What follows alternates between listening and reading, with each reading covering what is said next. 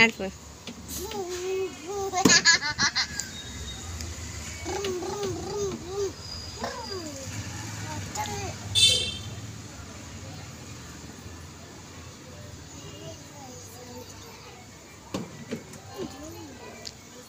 Friends auto నడుపుతాడంట, చూడండి ఎలా నడుపుతున్నాడో.